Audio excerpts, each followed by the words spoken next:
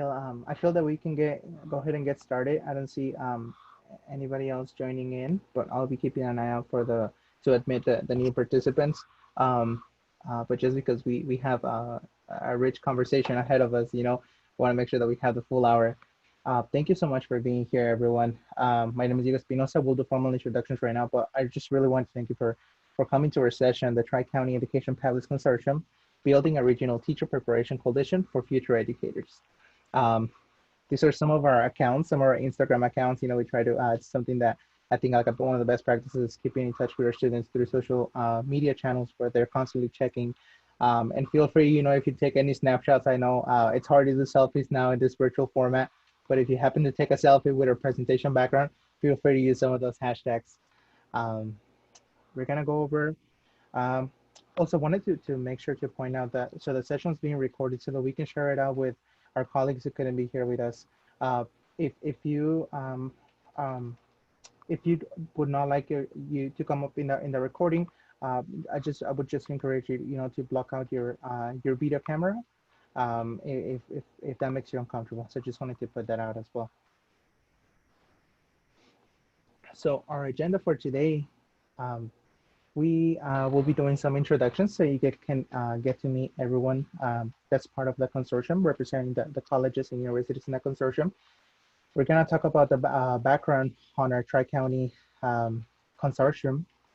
We have amazing panelists that are going to be presenting on some of the updates and their teacher pathway programs at the different institutions, each one of them at a different level.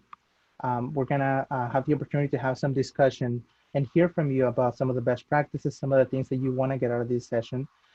We have some recommendations for professional practice that we came up with. And then we're going to have a chance, hopefully, to have some closing comments. And if we're not able to address some of your questions, that we can send a document with the answer to your questions. So we'll go ahead and get started with our introductions. Mr. Clemente, would you like to kick us off? Good afternoon, everybody. My name is Jesus Clemente. I'm the coordinator for Teacher Pathway Program at Hartnell College. Hello, my name is Eva Costa, and I'm one of the counselors. I've been a designated counselor for teacher prep since 2000. My name is Kim Sakamoto Steidel, and I am the soon-to-be retired outreach coordinator for the Cabrillo CSUMB Teacher Pathway Program.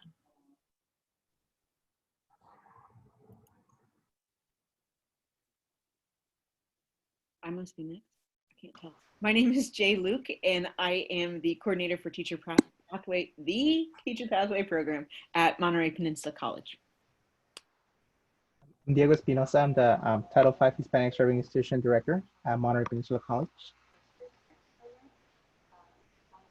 I'm Pat Henriksen from Gavilan College, Future Teachers Prep Program. Good afternoon. My name is Deedee Perez-Granados, and I am the TPP Program Director at Cal State Monterey Bay. Hi, I'm Moises Almendares. I'm Director of Hispanic Serving Institution Initiatives at Hartnell College.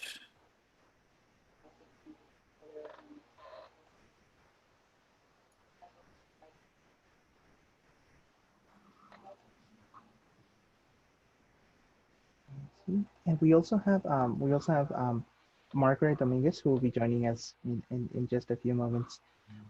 Thank you so much. So to start off, I've been using, I'm not a teacher myself, but I was a tutor and I worked for this amazing program. It's called MiniCourse, right? And I'm sure all of our teachers, are familiar with like Kahoot and other applications, right, that we use in the classroom right now to interact with the students. I particularly like this one. It's called Pear Deck. I don't know if you guys had a chance to use it, but if you wouldn't mind, for the sake of this activity, if you wouldn't mind joining my Pear Deck by going to joinpd.com and typing in the 6 letters. It's 3 letters, a space, and then 3 letters for this little activity to kick us off.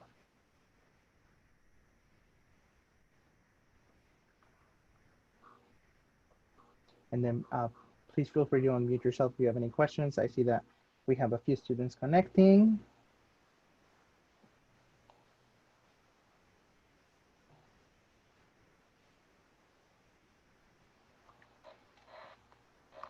I'll give it a few more seconds.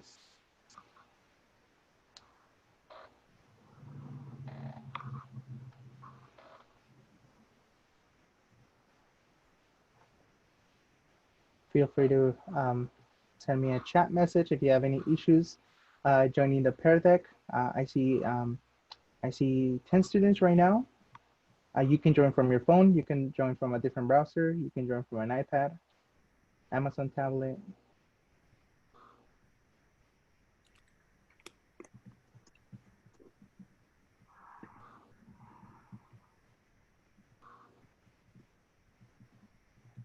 Okay.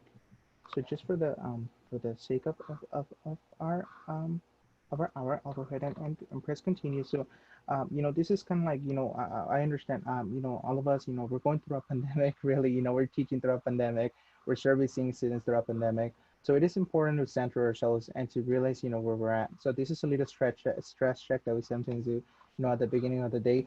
So you probably see a little purple little line on your Pear Deck.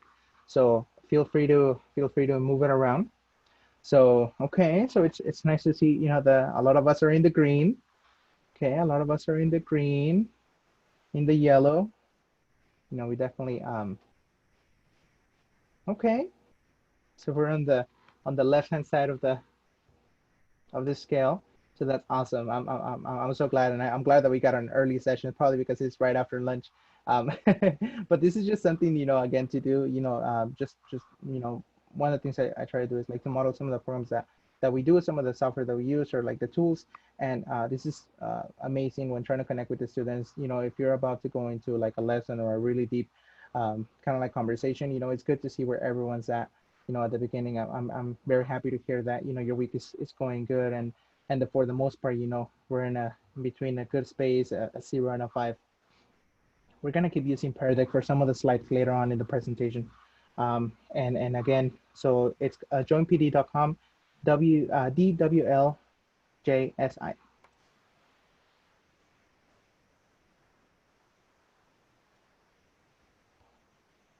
And I would like to bring up Doctora Perez-Granados.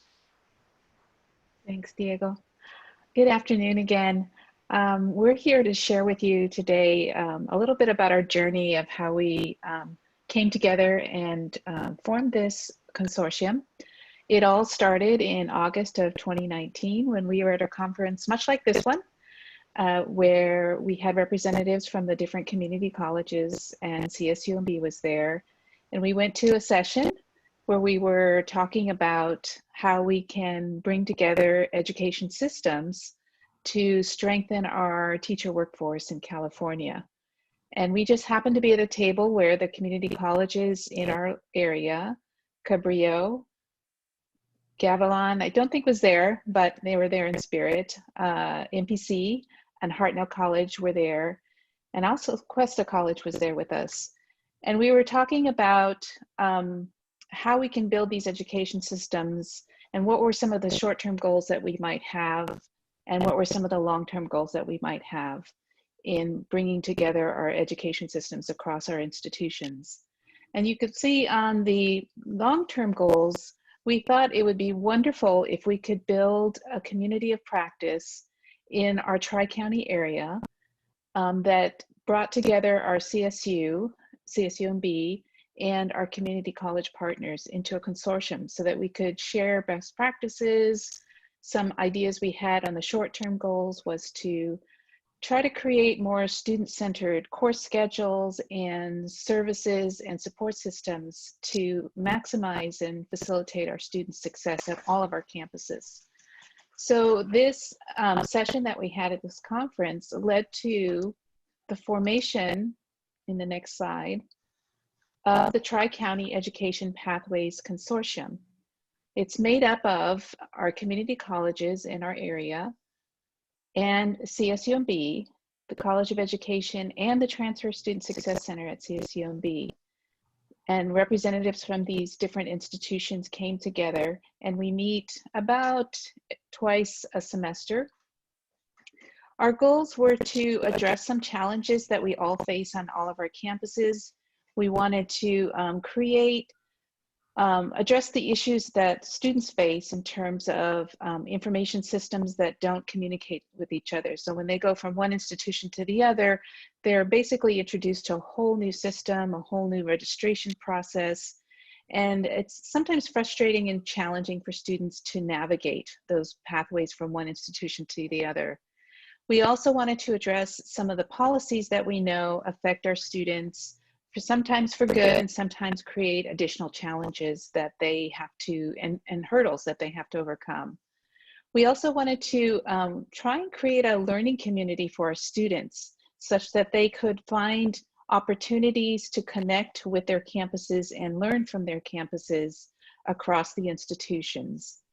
And one of our big challenges is assist.org. So we all have our different curricula, and we wanted to figure out a way to communicate the curricula that we offer on our different campuses and how they are connected with each other so that students know what their educational pathway looks like and what courses they can be taking at both the community college and the CSUs towards their degrees.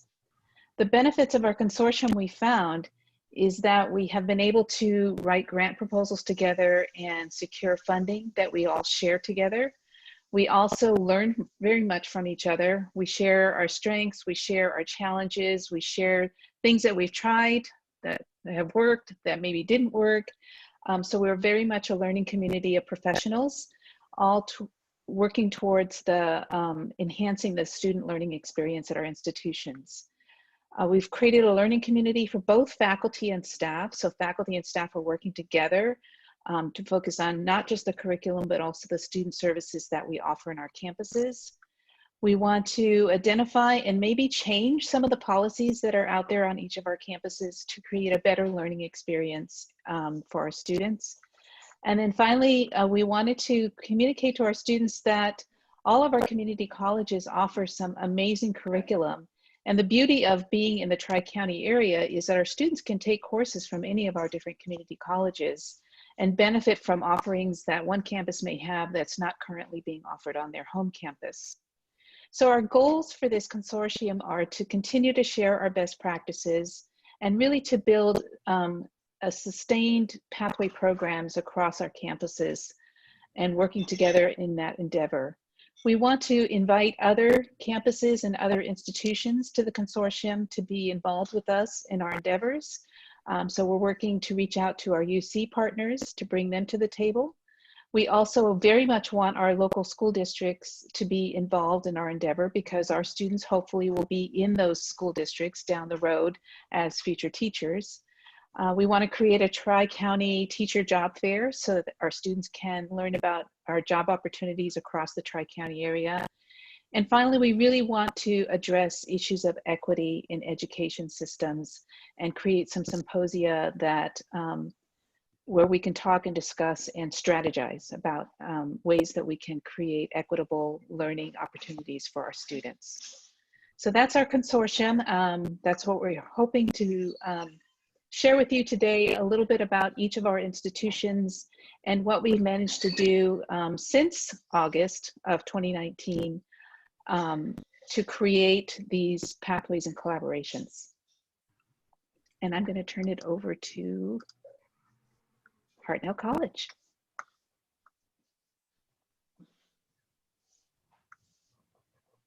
Good afternoon, everybody.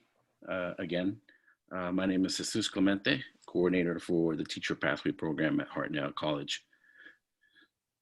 Hartnell College really serves a student body that's largely comprised of historically underserved, underrepresented, and disadvantaged students. 90% of our students are low income, 65% are first generation. And we do have an increasing rate in males interested in teaching profession. It's currently at about 21%.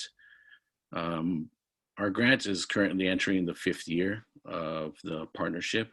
It is a collaborative with CSUMB in which our students are able to earn an AAT and then transfer to CSUMB for an additional 2 years. So the current students are under a current blended model And we've got several cohorts at Hartnell. We're currently serving cohort number 4 and cohort number 5.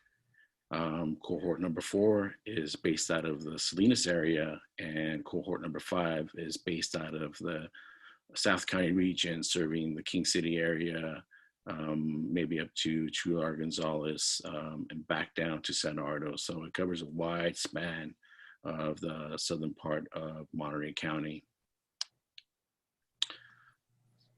Really, the consortium overall has, for myself as a rather new person to the team, I've seen that it's allowed us to really strengthen our program networks. And really to leverage our resources. There's times where we're combining resources to put on an event, and it's awesome because of bandwidth. There's times where we're unable to really put on such an event on our own. So having the ability to work with others is extremely helpful, and it goes a long way. More importantly, it's helped us increase equity and access to credential pathways for future students. Again, if you look, we're serving 90% of our students as low-income students. So we're really looking to break that cycle and really instill a college-going culture. Best practices for us, we found, are the wraparound services, which are really comprehensive and really are looking at a student from a different facet at every single time that you interact with them, or that you have this ability to have a touch point, an opportunity to interact with the student and gain some information. How are you doing or whatnot? So we do some milestone monitoring. We want to make sure that students have their ed plans, that their ed plans up to date, check their academic standing and whatnot.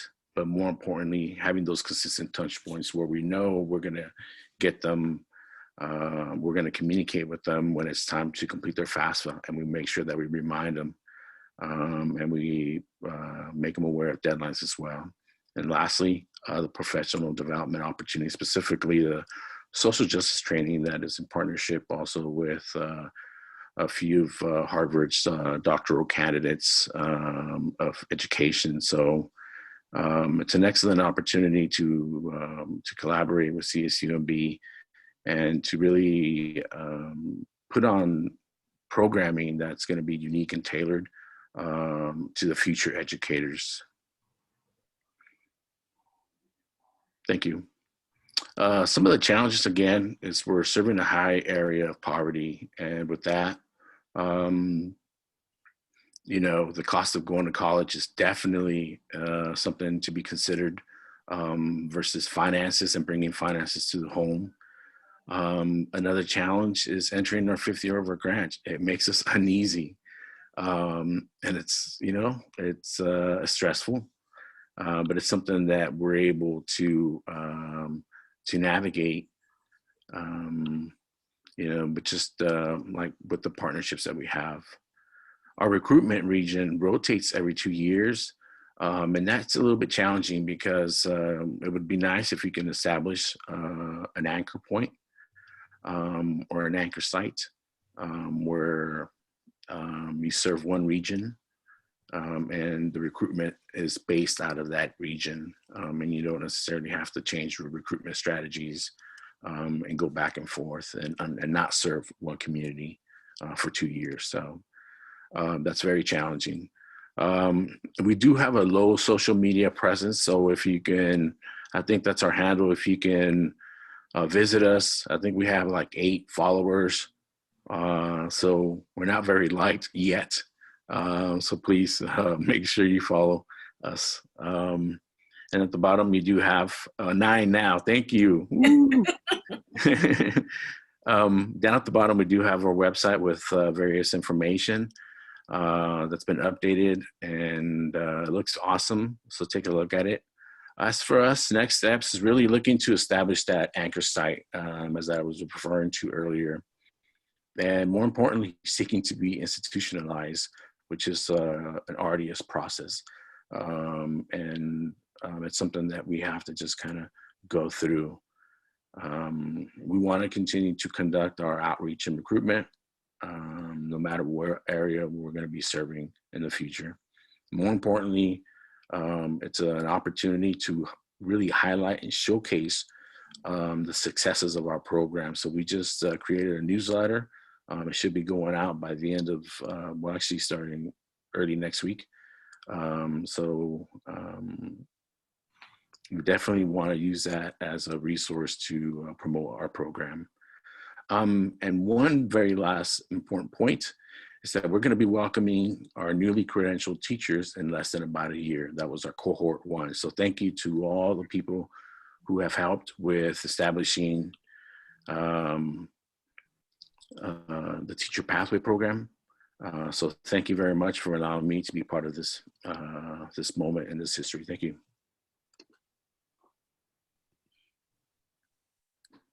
Hello, my name is Eva Costa, and I work at Cabrillo. And I started my journey as a kindergarten teacher. And it was a rough start as a child because I entered school not speaking one word of English, and where I attended, no one spoke Spanish. And so since the beginning, my mother said that I always told her that I wanted to be a teacher. And thank God, in another time, I could tell you the path. So when I became a counselor at Cabrillo, I wanted to really make a strong impact in the area of teaching. And luckily, in 2000, Cabrillo was a part of South Bay Monterey Regional Consortium, so that 20 years ago. And it was focused on reading. It was a grant that wanted to promote teachers and wanted to help in the elementary schools in their reading programs. So it's very specific. It was K-3, which we found very early that we had many students that were interested in higher level grades.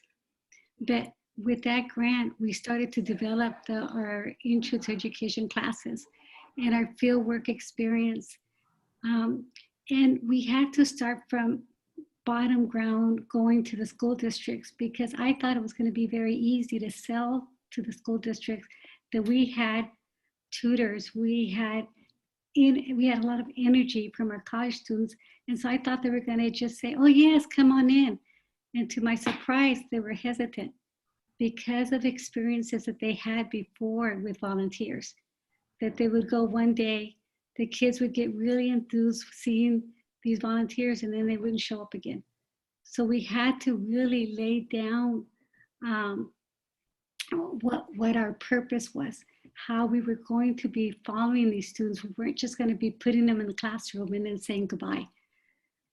So that started the process of getting our students into our county schools. It also helped build our partnerships with the other school districts, with the other CSU and with the other CSUs like Monterey Bay, San Jose. As a counselor, one of my really emphasis in all of these programs is a strong articulation with our curriculum so that our students know that if they take this class, it's going to transfer and it's going to help with the CSAT waiver.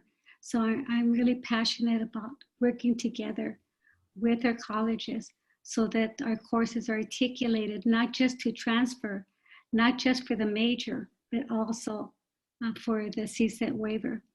The other thing that we had that unfortunately we don't have anymore is money that we could pay our students for their classroom experience so that we're actually getting paid.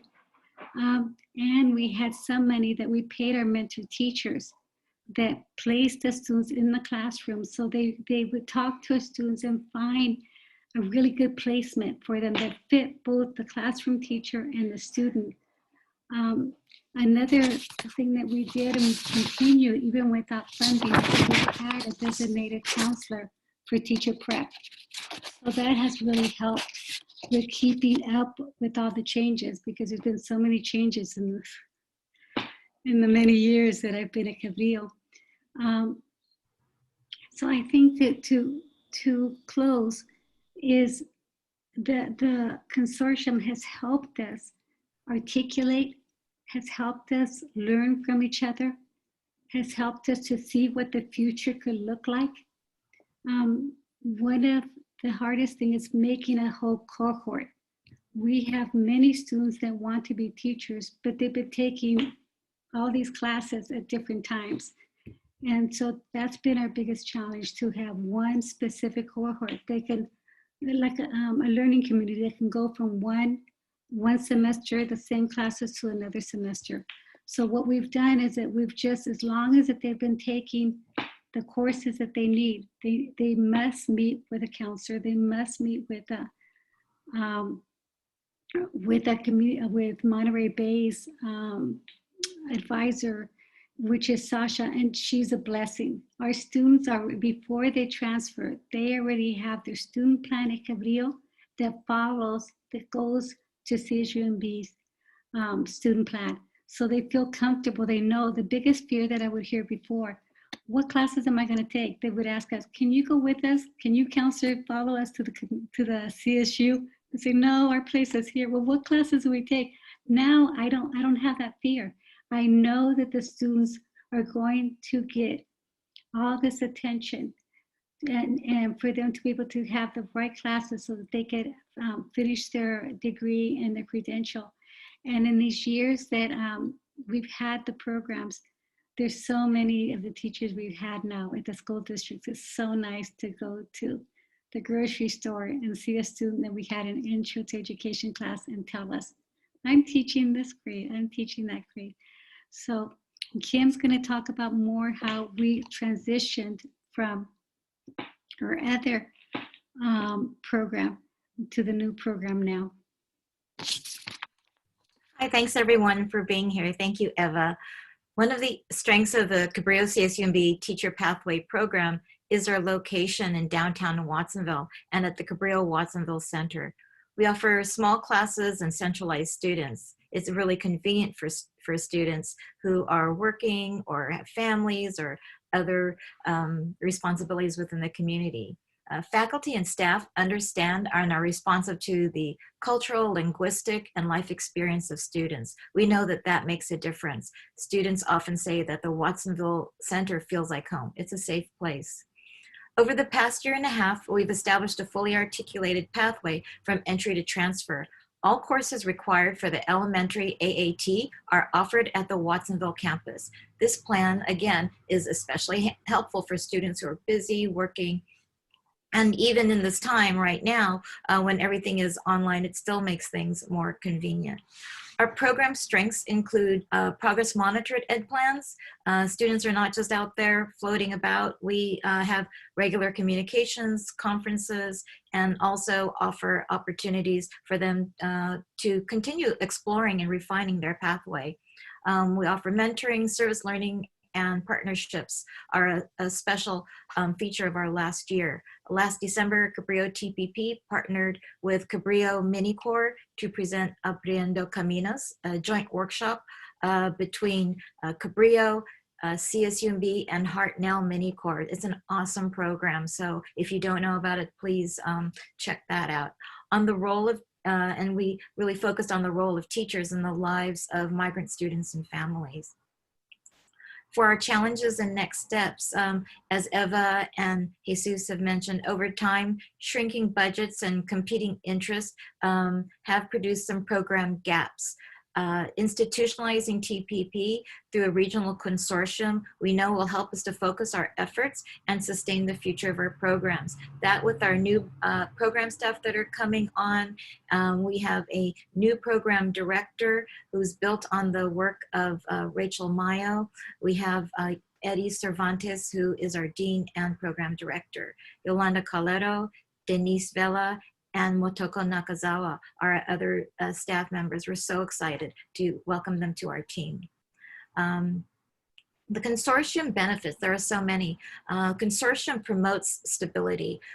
We openly share as expertise and resources, as Jesus mentioned. We ask questions and rely on one another to brainstorm next steps. As a result, we close gaps, we avoid pitfalls, and both students and staff move forward with greater confidence. I want to thank the consortium for being that model of equity. Every person has the qualities and characteristics of inclusion, reciprocity, advocacy, and selflessness, or as Diego says, TPP Familia. Thank you.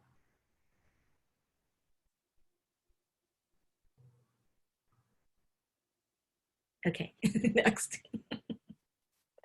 Hi, my name is Jay Luke, and I am the coordinator at Monterey Peninsula College. And I'm echoing many of the things that my colleagues have said, the benefits and the downfalls.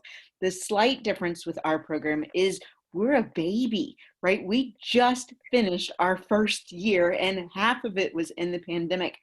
And I joked that I would recommend not doing it during a pandemic. And I would also recommend, the colleagues who've gone before me, they've worked out many of the issues. And so, I kind of get to dance up in here and be like, okay, yeah, I won't do that. I can learn from others. So my recommendation is be the second or the third one to the table, but not during a pandemic.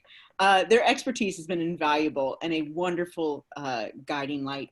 And even though, the community colleges are all slightly similar, there are some nuances. Building community was one of the major goals at MPC. And of course, we've had to get very creative these last 7 months. And we're working on a systematic process to better track students at the beginning and throughout their scholastic journey. I don't know if this is a pandemic thing. Here in Eva makes it sound like maybe it's not a pandemic thing. It just is a thing, but something we'll be finding out. And we're looking forward to offering our STEM classes to our part-time cohort at other campuses. And of course, building up our entire program. It's just really interesting during this time. Our Intro to Teaching and Learning class, we have offered that as a late start. So it gets started in October. And it has filled and had a waiting list all last year, but that was not the case this semester. And so that's new, different, disappointing all at the same time. But we're optimistic and we're going forward. Hi, how are you?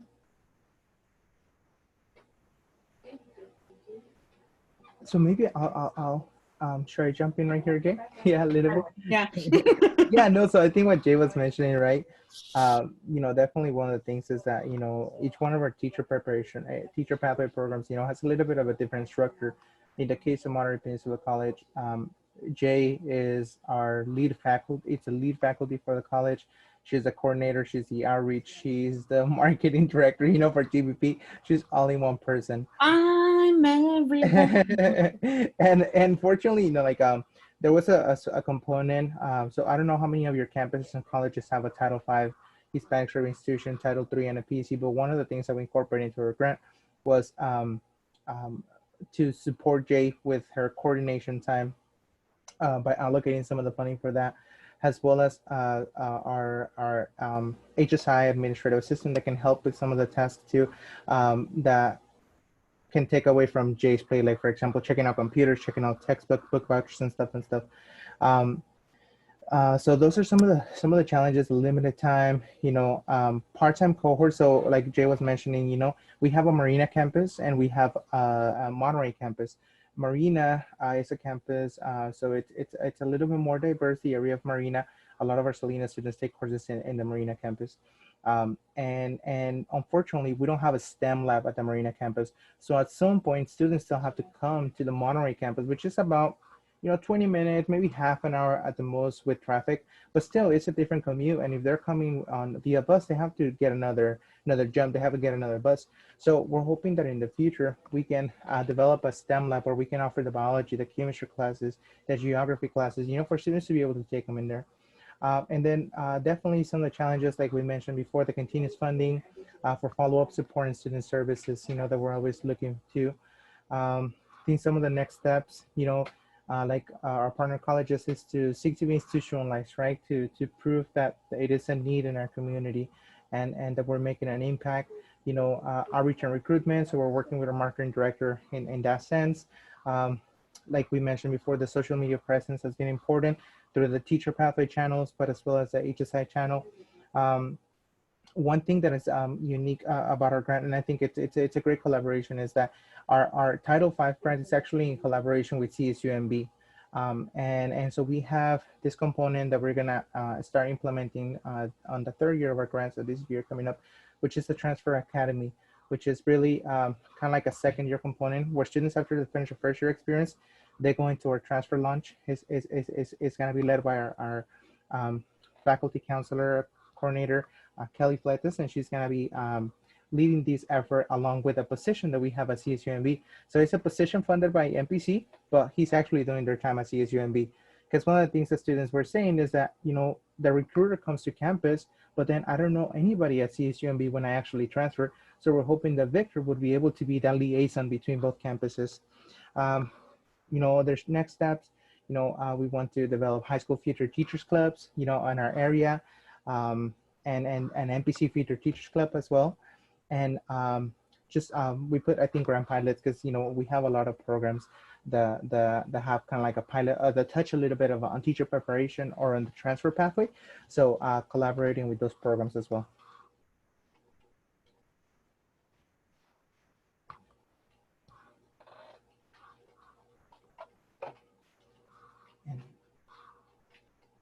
Hi, welcome to my section of Gavilan College.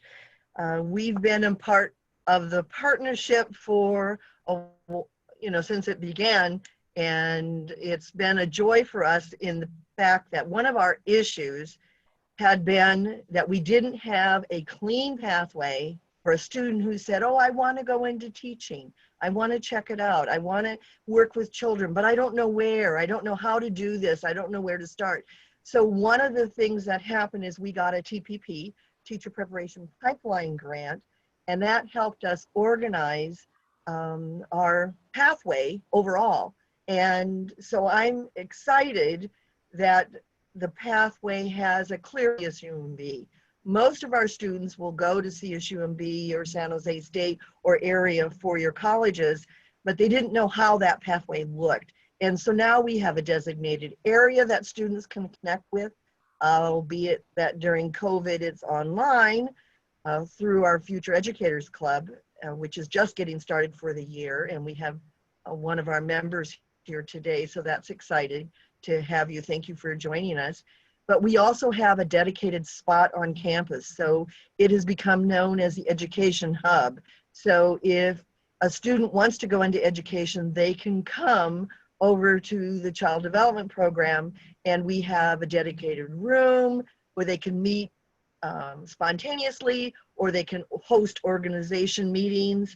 They can apply for scholarships, grants, colleges, etc. Our purpose was wanting to hook our students into a clean pathway, get them where they wanted to go, but make it so that it was a fun pathway. And so we do a lot of different things: job fairs, transfer support. We increased, I think, our access. We had, I would say, close to 300 students, 400 students that were lost at Gavilan. They took multiple subjects, but they didn't know where that got them. And so now we are starting to narrow that looseness by having our activities on campus and being present and visual on campus, or now, as you see, online. But so the students that are in multiple subjects can begin to start thinking, well, gosh, maybe I would like to go to CSUMB, and here's what my options are when I do that, and here's what I need to take at Gavilan in order to go there. So that's been really, I think, an important part of, we increased access to our materials, increased access to our support, increased access to our services that we have there. But the benefit has been that we've connected our community. We now have a larger number of students that are expressing the need or desire to go into education. Now, I'm like Jay in saying that that was pre-COVID. So now with COVID, we're just getting started for this semester, and we'll see where our club goes, where our activities go. We took field trips to CSUMB, San Jose State, San Francisco State, all over, wherever our students wanted to go. We found a pot of money that got us on a bus, and we went up and got to meet people, because I totally agree with the rest of my colleagues that when students know who they're going to connect with at the next level university, they're more likely to follow through and they feel accepted.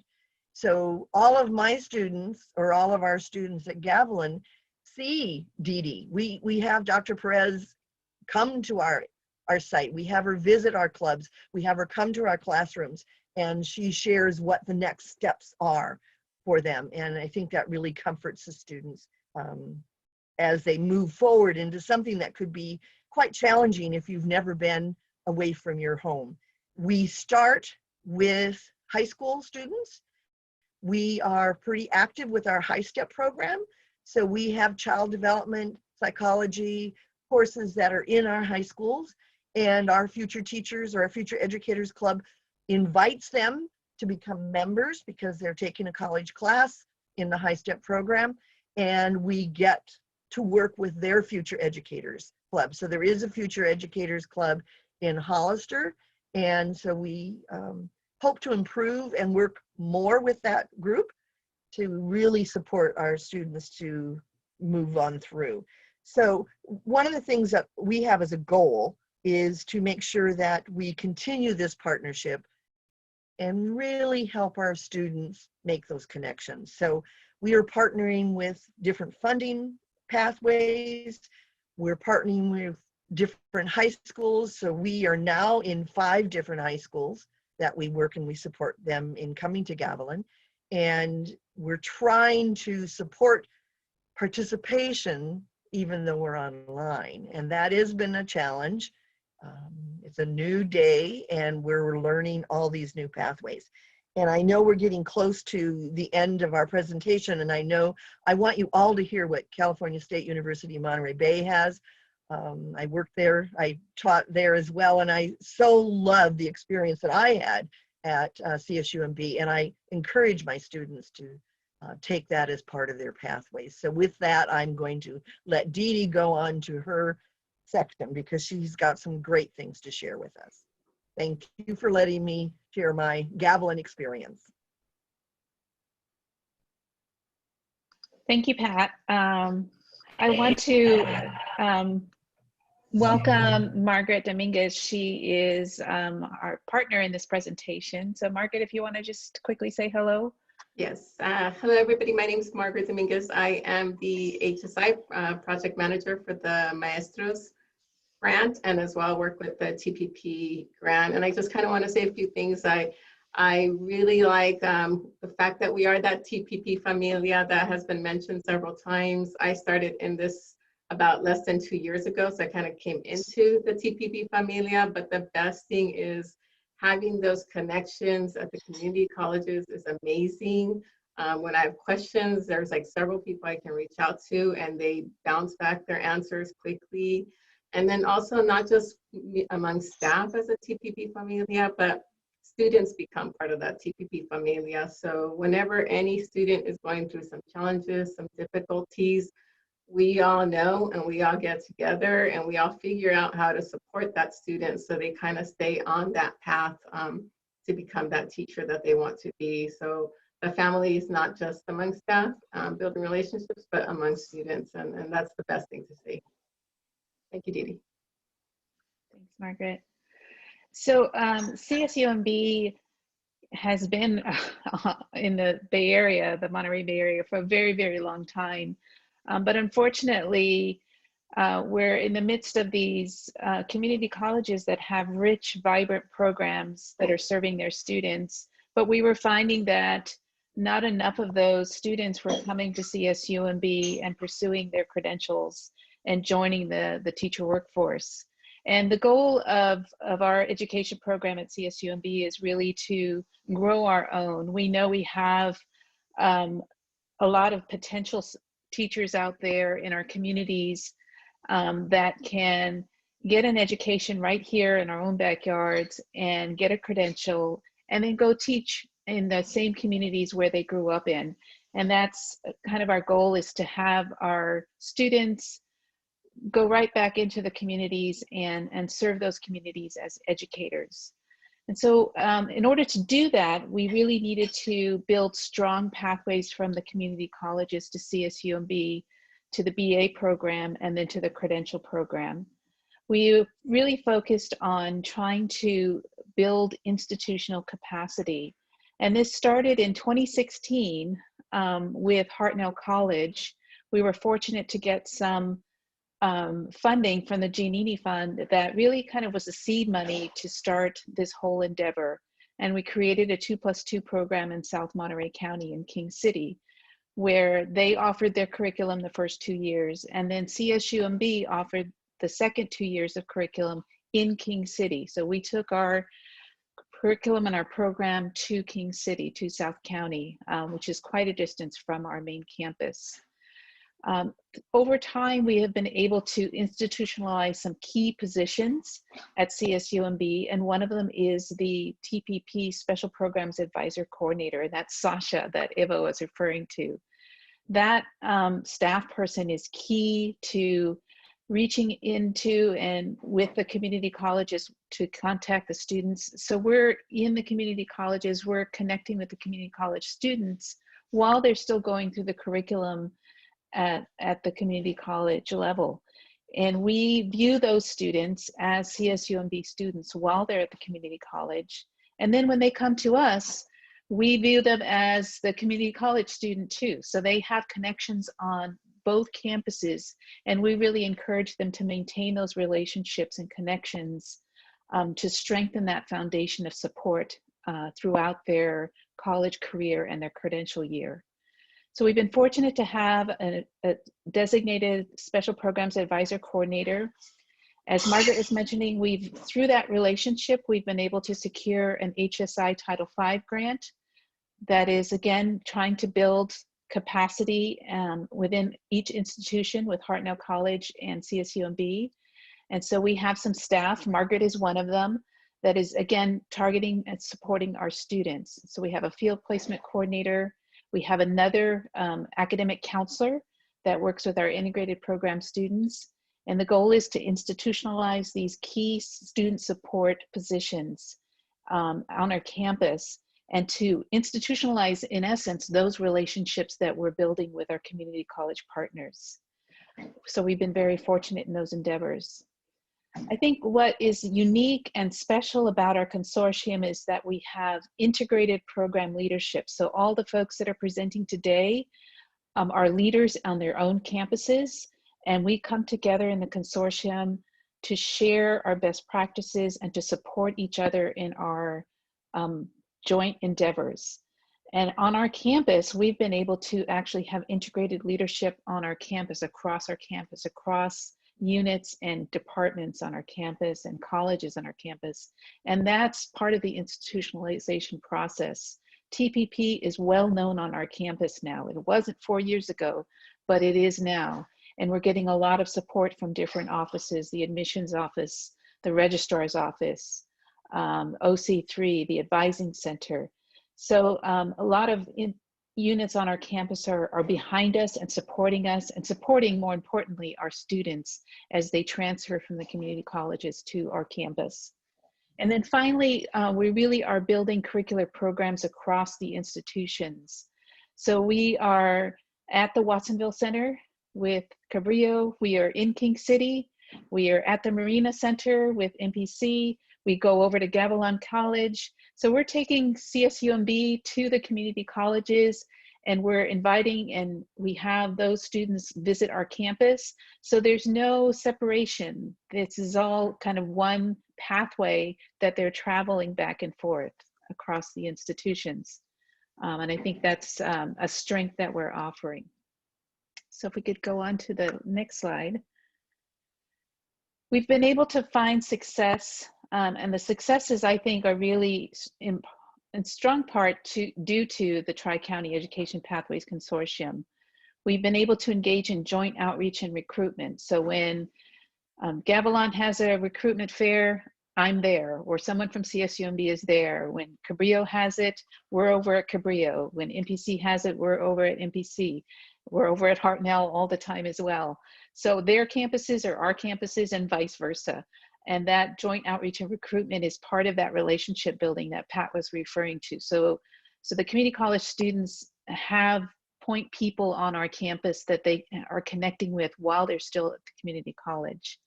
We're doing joint program planning and implementation. We're looking across our curriculum to find ways to offer students the coursework that they need when they need it, and make sure that they've got a smooth pathway from the community college to CSUMB. We're collaborating on student support. So anything that we offer at CSUMB is available to community college students while they're still at the community college, and vice versa. So we're able to share our resources and our student support systems. We collaborate together in planning all of these events and student support efforts that we're doing. And we've been successful in securing external funding to support this work that we're doing together. And again, this is in large part to the Tri-County Education Pathways Consortium. Like all of our campuses, we're facing many, many challenges, but the beauty of the consortium is that we're able to support each other to work through those challenges. And I'll just give you one example. The CBEST is the new gatekeeper for getting a credential. It's something that students have to take in order to get into a credential program. CBEST prep workshops are offered at Cabrillo, they're offered at MPC, they're offered at Hartnell, and they're offered at CSUMB. And basically, if we're offering it on our campus, we're letting our community college students know they can join in on those workshops, and vice versa. If it's at the community colleges, our CSUMB students can benefit from those student support offerings at the community college campuses. And that is in large part due to the consortium that we're sharing this information and sharing the resources and sharing the student support opportunities that we all offer on our individual campuses. So I'm very proud of our consortium and the work that we've accomplished in a very short amount of time. The last slide you'll see is in the center. That's a picture of the group that was at that conference in August 2019. And around that is a lot of the members of the familia that have joined on board and are part of the consortium. And we're looking to grow this. We want our school district representatives to be part of this. We want to get the UCs on board as well, because I think we're on to something. We have goals, and I think we're getting closer to achieving those goals. Thank you.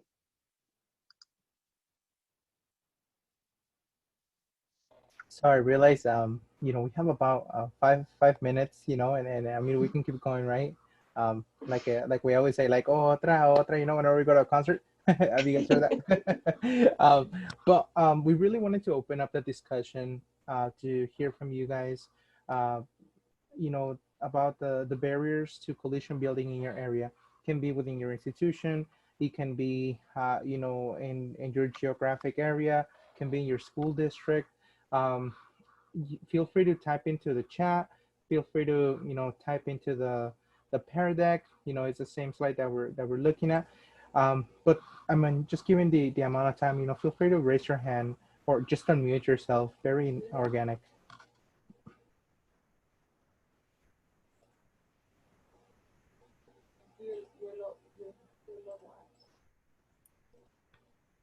Maybe from our panelists, maybe earlier on, were there any barriers that prohibited building collision in terms of teacher pathways? I'll just chime in. I think one of the challenges was finding a place to meet where we could all get to, right? So I know it was hard for Pat. She was the farthest away to get all the way to Marina from Gavilan College. This is maybe one of the silver linings of COVID-19 is that we're all very adept at Zooming now. So that distance and transportation has become less of an issue. but early on that was a challenge.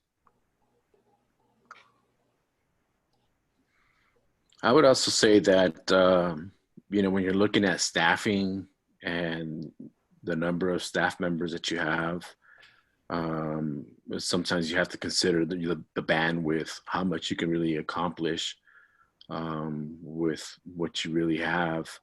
And I probably would imagine that when my director, our current director, Gianna Han, was in that picture, that she probably, you know, carried the torch and pulled a lot of things and really stretched her bandwidth, right? So now we got a few more people in our project, and I think with that, it can really help us even accomplish more as a team. So I think in the beginning, probably limited staffing, creating a limited bandwidth. Diego, this is Moises. I don't know if this is necessarily a challenge, but more of a request. We're hoping to build as the HSI director at Hartnell. I'm hoping to build the next STEM HSI proposal for a STEM teacher pathway. But in doing so, I don't know exactly where to find data and things, regional, state, local, on some of those needs so that we can use for a proposal that would justify the need for that. But so it's more of a request to the group if I can get some direction as to where I may be able to find good data that we can quote in a proposal to say this is why we need STEM teachers. And at the same time, going back to Jesus's comment earlier, a way to sustain what we have currently at Hartnell and build on that and add the STEM teacher component to our current program. Thank you, Moises. Yeah, absolutely, Moises. That I think there's a huge shortage of STEM teachers all over California, but particularly in our Tri-County area. And so there's a lot of data that we can work with you to collect that really demonstrates the tremendous need. And really, more importantly, having STEM teachers that represent the communities where our students are coming from. That would be kind of my hope and dream. And certainly an opportunity to collaborate with everyone here, all the area schools. And very similar to TPP, right? I think connecting the advisors at CSUMB with those STEM advisors at community college, because I think a lot of times students in community college in those specific disciplines, whether math or science or history, need a little bit more of that guidance of what it is that they need to be a STEM teacher. So it's that connection is key. So that's an excellent point for Margaret. It's the data is certainly very important, but even some of those challenges that we can build into a proposal to say, this is what we're really looking for. So that'd be very helpful to obtain some information on that. I just, if I could interject, Kathleen White from the TPP for the SF Bay region, I directed you to the Teach for the Bay website where this conference brochure was. Under resources, we have two recent publications. One is on the shortage of STEM and CTE teachers in the San Francisco Bay region. And that's 2020, published August 2020. And the other is SF Bay region teacher shortages, published in 2019. They both have labor market data. And the Centers of Excellence at the Bay region can also assist you in pulling out data just for a micro region within the SF Bay region. So we have top codes for a range of teachers and have identified subsets of teachers, and just take a look at those two publications. If you need additional data, the Centers of Excellence contact person is on there and you can ask those questions. So we know when we started this regional joint venture that getting the data on the teacher shortage was critical, and it really wasn't broadly available. Right. So we're trying to just take a look at those two things. Also, we will be updating because we know that COVID is going to negatively impact teacher availability. We've heard from a number of districts that we should be anticipating retirements in our region from teachers that are in that retirement age that are just not aligning with distance ed, so personally or professionally. So we think it's going to get worse. So take a look, and I've put the website in the chat. You can feel free to email me. Definitely, I've already bookmarked it. This is going to be an excellent resource. Thank you so much. Thank you. Thank you, So, Kathleen. this is Eva from Cabrillo College. Yes. And Monterey Bay is actually, I was part of their proposal to have exactly what you're talking about, recruiting STEM teachers, specifically in the math area. Mm-hmm. And so Deedee was part of that committee for a while, but I can look at her at the last name, but I know that her name is Corinne, C-O-R-I-N, an instructor there at Monterey Bay. She wrote a gorgeous, really beautiful proposal on how to work with partnership with Monterey Bay and Cabrillo College. So I think Margaret or Deedee could tell you her last name. Send her an email. I was just so, I've read her proposals. I was so impressed by her proposal. It was excellent. Great. Yeah, I see the name there on the chat. Thank you, Eva. A lot of information already, but I'm glad I asked the question. That was the main reason I was on this call as well, to get that proposal started. So I'm sure I'll be reaching out to a number of you as well for additional information. Thank you so much. And I mean, we have a series of questions, but I realize, we're already a little bit past the time. So maybe we just pose this question, if you have any question for the panelists, for the different colleges that are being represented today, again, feel free to unmute yourself. I'm checking the chat.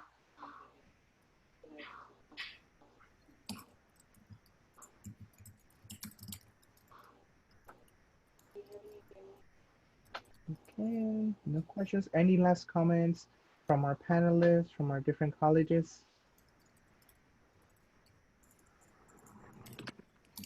No, just thank you. Great presentation. Putting up my little hand here. Well, thank you so much for, if there's no questions, we're gonna follow up. We're gonna follow up with with the recording, and then we'll add our contact information to that email. We'll also send you your certificate, the contact information, a copy of the presentation, and then please feel free to ask us any questions about our programs. I think again, each one of our programs is at a different stage, and it's in a different size of the college. So we can definitely point you in the right direction just based on the experiences that we've had.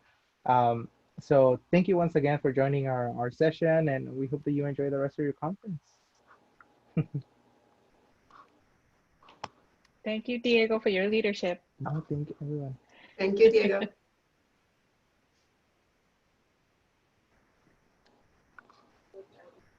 Thank you, everyone. Let me see. Stress meter now. I know.